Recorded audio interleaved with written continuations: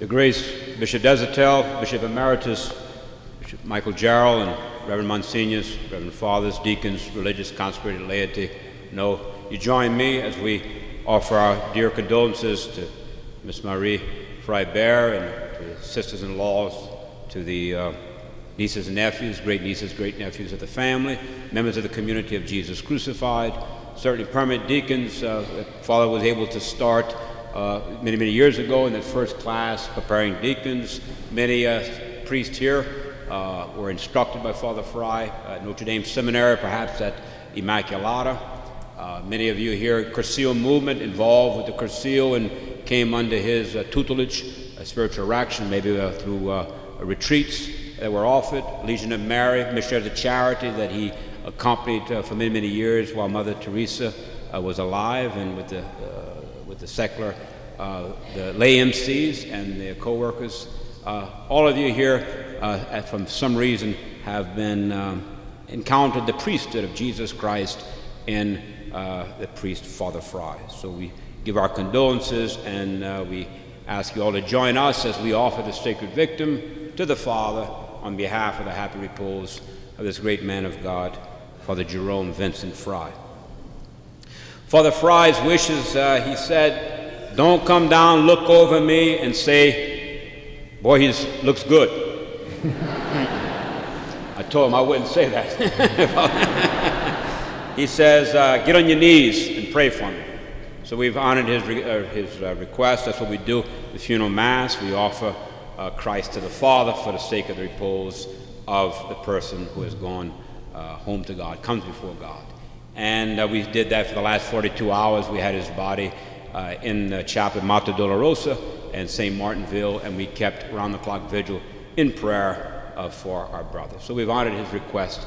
And Father Frey, of course, a couple days prior to his death, we took a group of seminarians and asked the senior priest to give some words of wisdom for our seminarians, those who are aspiring to holy orders in preparation. And I asked Father Frey what was the thing about Mary that he was most impressed with, it was most important to him. And very quickly he says, hidden and unknown. That was the Maris, ignoti quasi occulti, to be unknown as if hidden. Father Frey came into this world, sure, without a big splash. I know his mom, I think, was said to have said, when she got the sixth boy, she said, last thing Father Frey said his mama wanted was another fat, bald-headed baby boy. And so he had six.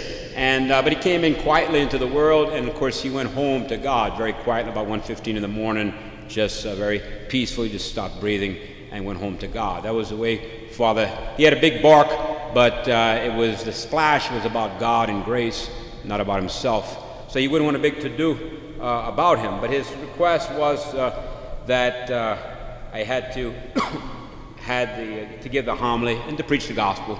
And so that's what I want to do today, preach the gospel, try to maybe get a double portion of Father Frey's spirit.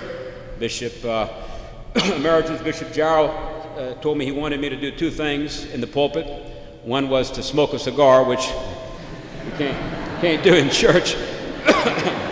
And Bishop Jarrell can't give permission anymore since he's no longer the bishop. And secondly, he said he wanted me to shout. And with my bronchitis, there won't be a whole lot of shouting going on today. But anyway, we do want to preach the gospel. And I want to take for maybe my cue the Mass for the anniversary of a priest and his ordination. Of course, I've kind of been with Father for a number of years. I always say I was his associate for 25 years, which is probably the longest associate priest record. But I've been with him for many years, and we lived together. And it was a great, great gift to my priesthood. And when I was a seminarian, a brother serving his masses, I detected when it was his anniversary, obviously the opening prayer, the collect, changed, and the collect, the priest prayed for himself. And this is a rare occasion. Once a year we had that opportunity on an anniversary. And some 66 times Father Frey offered a mass for himself on his anniversary of priesthood. And it was something that I was very, very looked forward to on my anniversary. And the prayer for the mass goes this way. It says that The opening collect for that anniversary Mass is, Holy Father, who by no merit of my own chose for me communion with the eternal priesthood of your Christ and for the ministry of your church, grant that I may be an ardent and yet gentle preacher of the gospel and a faithful steward of your mysteries. And so an ardent preacher of the gospel and yet a gentle preacher of the gospel and a faithful minister of the mysteries, the sacred mysteries. So I want to use that as well as our readings to kind of form the background of a few things that I learned from this holy priest of God, this legend, this good friend that we bid farewell to and that we offer our prayers and the prayers of Christ and the saints for his happy repose. The call of Jeremiah is our first reading, and it's chapter 1 of Jeremiah. Jeremiah was called a tough man, was called during tough times. He already had the fall of the north with the Assyrians, and the Babylonians were threatening to come down south and raise Jerusalem, which they did eventually, and God called Jerusalem. Of course, called Jeremiah, and Jeremiah objected initially. He might have been 22 years old. He was young. I'm too young, Lord. Oh, Lord, I can't. I'm too young. Say not you're too young. You must go. I'm calling you. And so this vocation, has, I think, a lot to do with something I learned from Father Frey about the utter supernaturality of a vocation, God. Father Frey took God very seriously. He didn't take you that seriously. He didn't take himself that seriously. But he took God very seriously. And God in you and God's rights over you. And so he was an avocat for God. And so with a vocation, this is very significant. Father Frey told me when he was at St. Maurice that his vocation was budding at an early age. He went to St. Vincent and then to St. Maurice. And I took care of a sister, Maronite of the Holy Cross one time, a Sister Scheckstadt, and she taught there. And she said she remembered Father Jerome when he was in the 5th grade. And he would come between breaks, between classes, and he would come and ask her for a copy of the Missioner magazine. The Marinols had a mission magazine, and she had them in her class. He wasn't in her class, but he'd come in between, and he would read the mission magazine because he was interested in the missions, 5th, 6th grade. And so he got to about the 7th grade, and serving masses, his pastor was Bishop Greco, Monsignor Greco, Charles Greco. And so he told his pastor that he wanted to be a missionary. And so he asked the missionary, he asked Bishop Greco about, I want to be a religious and I want to be a missionary. And so Monsignor Greco said, oh, no, you're called to be a diocesan priest. You're called to be a diocesan priest. And you're going to go to St. Ben's like your big brother Jared and like your big brother Andrew. All right, so you'll be number 3. And Father Frey said, I said no. And I didn't go. And so he was an ardent, he was a little bit like a Jeremiah. He was well named Hieronymy, Jerome. He was fiery, and he had that order, that natural order already, that choleric temperament. But he said no. But it was faith. He believed he was called to be in missions, and he didn't think he was called to be a diocesan priest, like his brother that he respected, the 2 brothers, Andrew and Gerard. Jared was, I guess, getting ready to be ordained, class of 38.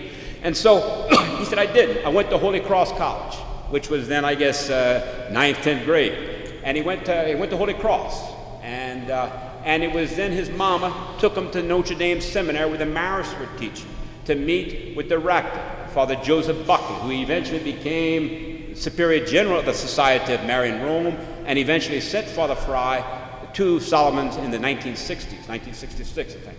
So it was then, he said, yeah, well, we'll send him to Langhorne. And so at the age of 13, just turning 14, off he goes to finish his high school in Pennsylvania.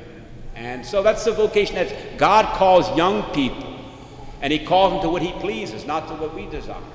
And Father Frey always told me, he says, you see that kid, they were baptized, they have the faith. God speaks to kids, and kids can respond to God. Respect the virtue of faith and respect the call. And secondly, when God calls Isaiah, not only is he young, and it's God's choice and not Jeremiah's rather, he calls him and he says, I'm calling you to tear down. I'm calling you to destroy. I'm calling you to uproot. Now, this is Father Frey. He tore down a lot of things. We used to call him Demo Doc. He was a doctor, the divine physician, but he would destroy things. Now, he destroyed pulpits. He destroyed dishes. He destroyed anything with gadgets, with buttons, he would destroy. But I'm talking about dealing with sin. I'm talking with like poor construction, deformed things about us. Jeremiah was called to first destroy that which was not of God. That's purgatory. That's what we pray for our God. It's because nothing unholy shall touch the living God. And today we're too effeminate, we're too politically correct, we're too filled with human respect to hate anything. Father Frey was a man who had a great love, but he could hate. He could hate as much as he loved. What did he hate? He hated mediocrity. He hated, you see, Pharisaicalism. He hated using God for one's own self-aggrandizement. He hated selfishness. He hated lust.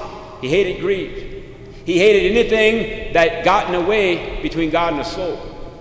And this is something that I think I learned from Father, that to be a man of love, to be a pastor, we have to hate sin. When I was ordained 23 years ago, I remember Bishop Flint came back to do our ordination. I remember his homily. And he says,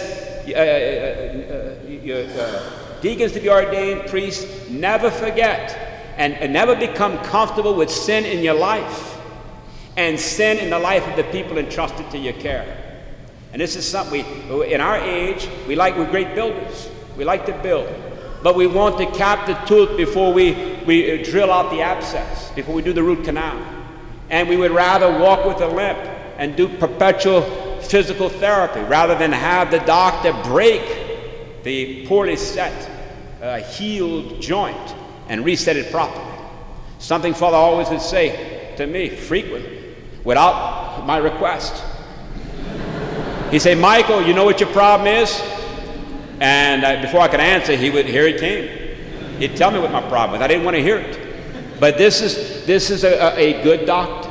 And so Jeremiah was called to see the defects, to call them for what they were, you see, and to help destroy that which would be an impediment to laying the foundation of grace. And in the word, I will put my word in your mouth, and when you speak, I will be speaking. When you're silent, I'll be the one who's silent. Jeremiah, this is the prophet. A wise man knows the truth, but he doesn't have to speak it. The prophet has to not only see the way things are, but has to speak it and has to be a living message. Father Frey, we know, many of you are here, he's a teacher, preacher. Father Frey is a fiery preacher. When Father Frey preached, people listened. When he preached, converted, people went to confession. He preached, people were moved. They entered the seminary. They entered the cloister. We know that when he would start preaching, God spoke to us, and we were moved. And people changed their lives. Tens of thousands of them, about 20,000 in his 10 years at Cursil. And continually. That's why there's so many of you here. He had this gift of preaching. And so this preaching is the first duty of a priest.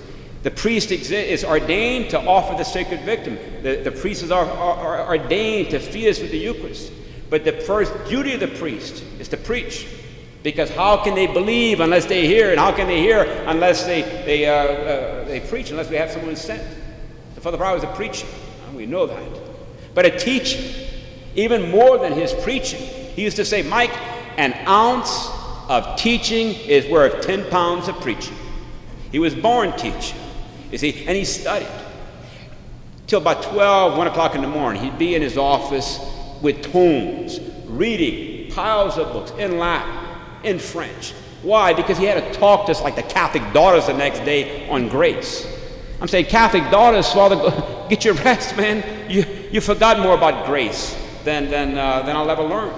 But no, it was never good enough. He wanted to get a better grasp of it, a better grasp, to present it in a different way. He never presented it the same way. This is a teacher.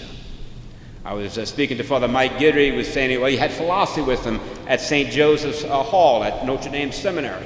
And they had the great the stand there where he would come in. Father Frey was always late for class because he'd be in the library with a stack of tomes, reading, last-minute research, and could never have enough. And he came in with about 7 to 8 tomes on his arm.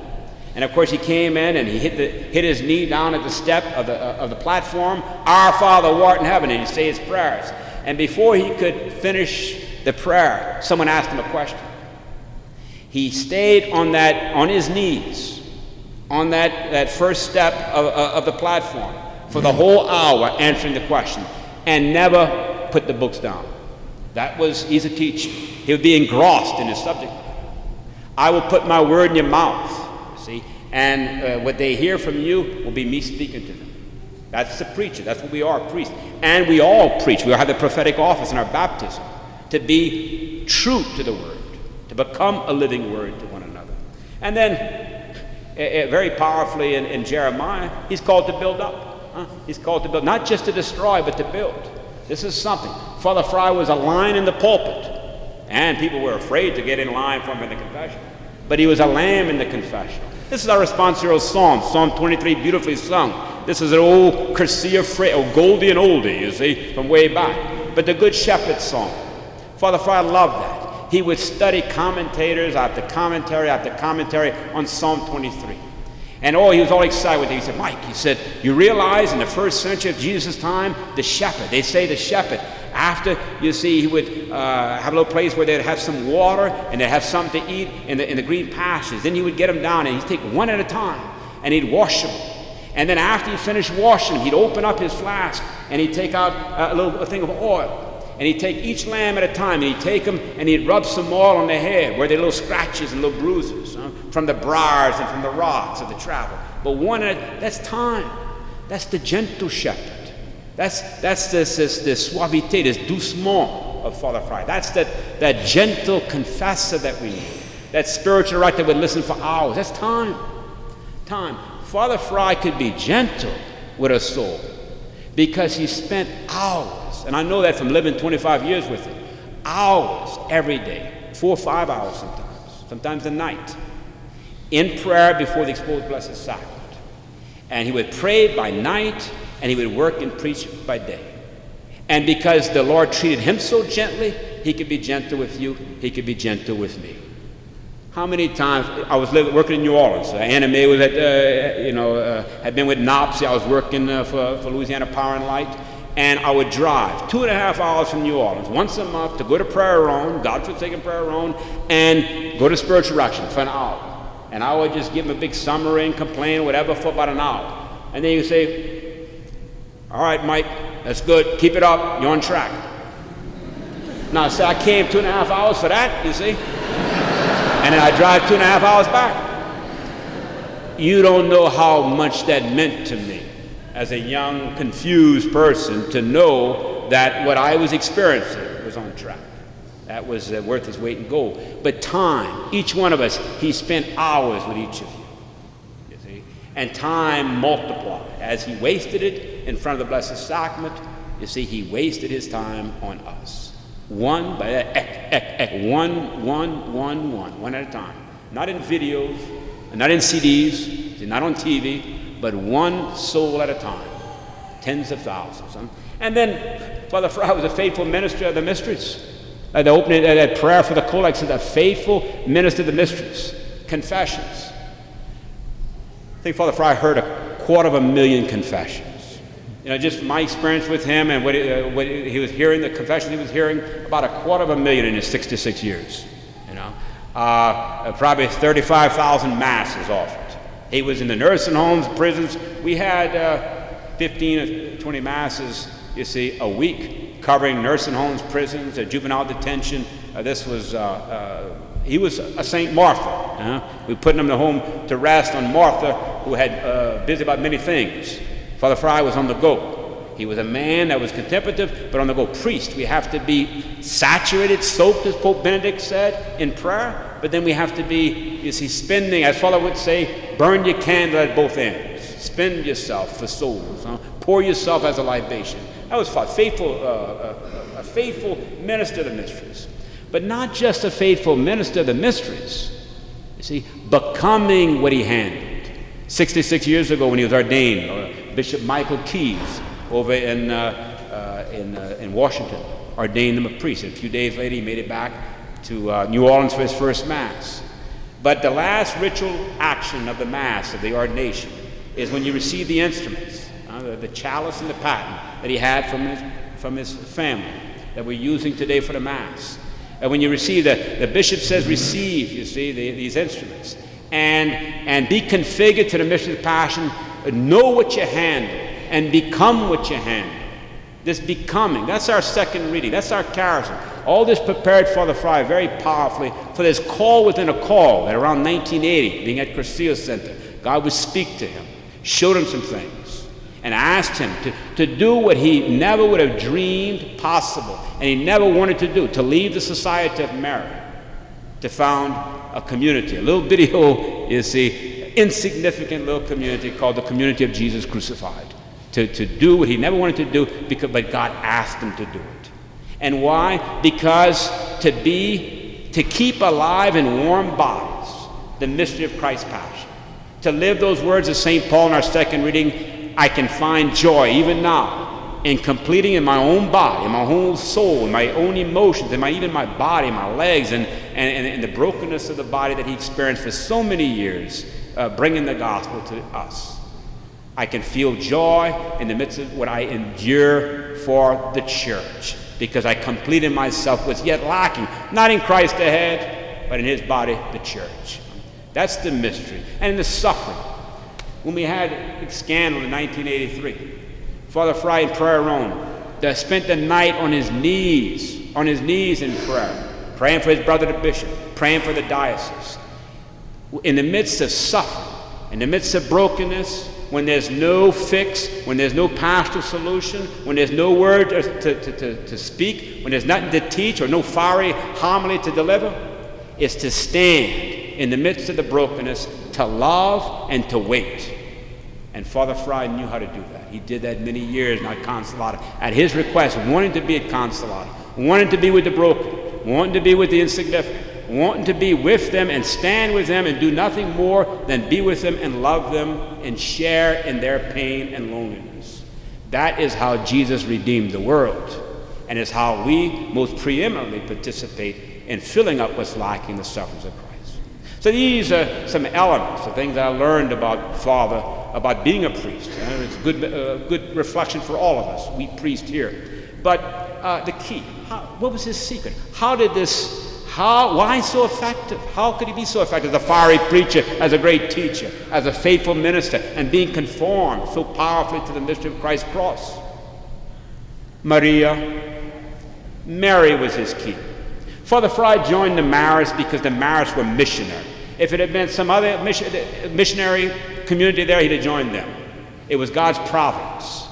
He didn't expect it. The Marists offered him much more than going into the missions, which they held from him until 1966. He joined them around 1938, but he had to wait many years before having his childhood dream realized when he went to the Solomon Islands and to Tongariro.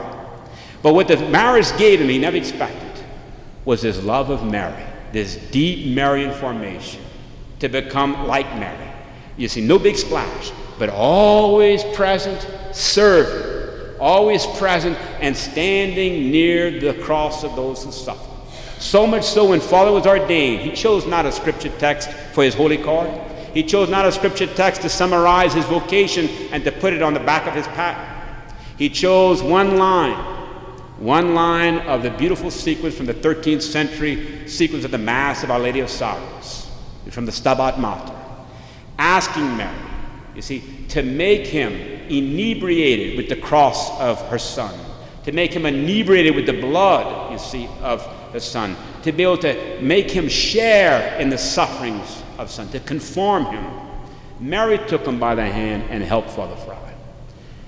In the book of Genesis, it says, it's not good for man to be alone. Let us make a suitable helpmate for the man. And this St. Albert the Great in his Mariale says, applying this to Mary, he says, so was Mary, the helpmate, the one who really helped Jesus in the mystery of redemption. Totally redeemed by Christ, but subordinated and totally essential to our redemption, Mary's presence and Mary's cooperation. And so Mary took very seriously Jesus' words in our gospel today. You see, when Jesus says, behold your son. And looking past John, Mary saw Jerome Vincent Frey. And Mary took, you see, Father Frey as her son. And Father Frey took very seriously Jesus' commission and promise and gift of Mary to him. And like John, he took her into his own. And that's why very powerful in the gospel. In the RSV, a translation of the Greek, you have, as John recounts how bad it was at the Passion, how terrible it was, he says, but, death, not and not then, but, as bad as it was, Stabat Mater Dolorosa, Mary was there. Mary was a real consolation, a real being one with Jesus in his loneliness in the dark night of his redeeming the world. And so too did Mary stand with Father Frey.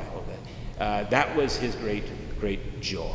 And he said that as just a few days before he died, speaking about Mary, speaking about what Mary did for him in his priesthood. He's the priest that we know him to be much because of Our Lady taking him by the hand and helping him to stand, he said, at the foot of the cross.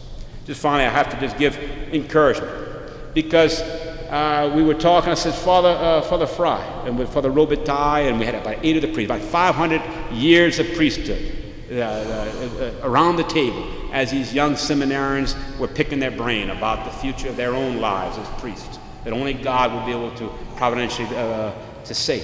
But Father Frey said, I said, Father, what's your greatest joy of being a priest? He said, the Mass, saying Mass, offering the sacred victim. Saying Mass. I said, Father, what's been your greatest sorrow? Mike, your brother's leaving. I said, that's your greatest? He said, yeah. I said, why? I said, why did they leave? He said, discouragement. They get discouraged. The suffering, scandal, difficulties, 1 foot forward, 3 back. Look like your efforts are not being efficacious. He says, got to be encouraged. So my brother priest especially, the man that we sent home to God today, he was a positive, encouraging, a man of hope. As bad as it got, and as angry as I would get going into his office in the middle of the night, you see, complaining about something. He said, Mike, you see, and he would do some goofy thing or something, you see, and he'd say, Mike, go to bed, that's God's problem. Go to bed, that's God's problem. He was superior and he would command me to go to bed. And so we have to not take ourselves so seriously. Let us put our hand in Mary's hand and let her help us to be holy priests, holy lay people, holy men and women of God. Father Frey, we pray for you and we ask your prayers for us.